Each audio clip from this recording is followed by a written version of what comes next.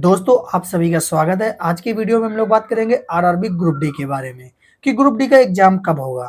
ना ही सरकार को सुन रही है, ना ही कोई टीचर सुनने को तैयार है, ना ही कोई आपका मुद्दा उठाने के लिए तैयार है।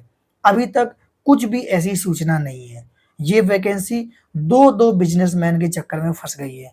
पहला वो जो आईटीआई के फेवर में है, और इन दोनों बिजनेसमैन का अपना अपना धंधा है। हर एक को ये चिंता है कि अगर नॉन आईटीआई हो गया तो मेरा धंधा बंद हो जाएगा, और दूसरे को ये चिंता है कि अगर आईटीआई हो गया तो मेरा धंधा बंद हो जाएगा। तो ये लोग इसी कारण से अपने फायदे के लिए इस वैकेंसी को लटकाए हुए हैं। कोई भी ये चीजें नहीं सोच रहा है कि हम इसका एक ऐसा सॉल्यूशन निकालें जिससे स्टूडेंट का फायदा हो। अब आप सोचिए, अगर ये मामला आईटीआई के पक्ष में आता है तो नॉन आईटीआई को नुकसान उठाना पड़ेगा। अगर ये फैसला नॉन आईटीआई के पक्ष में आ जाता है तो आईटीआई को नुकसान उठाना पड़ेगा। तो आपको एक चीज तो साफ पता चल रही है कि नुकसान तो स्टूडेंट का ही होगा, चाहे वो आईटीआई का हो चाहे नॉन आईटीआई का हो।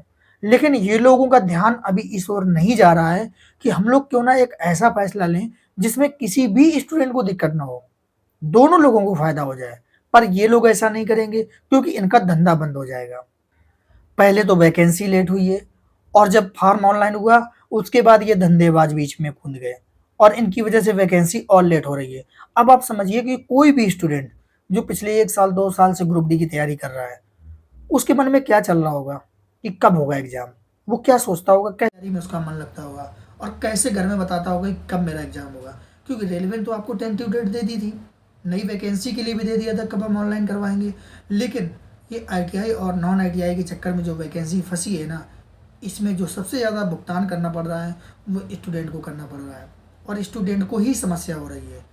लेकिन इन धंधेबाजों को कोई भी फर्क नहीं पड़ रहा है। इनको क्या मतलब है, जब तक इस पर केस चलेगा तब तक ये थोड़ी छोटी छोटी न्यूज़ दिखाकर आपको खुश करेंगे कि हाँ अब पेपर होने वाला है, अब न्यूज आने वाली है, अपडेट आने वाली है, और आप बैच लेते रहे। वो बैच 2.0 3.0 4.0 में कन्वर्टेड होता रहेगा, लेकिन आपकी जो एग्ज़ाम डेट है वो कभी नहीं आएगी।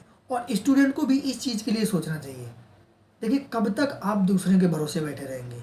अगर आप टीचर के भरोसे रहे ना तो आपका कभी भला नहीं होने वाला है। आप खुद अपना अच्छा सोचिए। कोई भी टीचर हो आप जिससे पढ़ते हो उसके ऊपर प्रेशराइज करें। अगर आप सोच रहे हो कि ये वैकेंसी 10 साल बाद पूरी हो जाएगी लेकिन हमारे पक्ष में आए, तो भाई आप 10 साल तक क्या तैयारी कर पाओगे?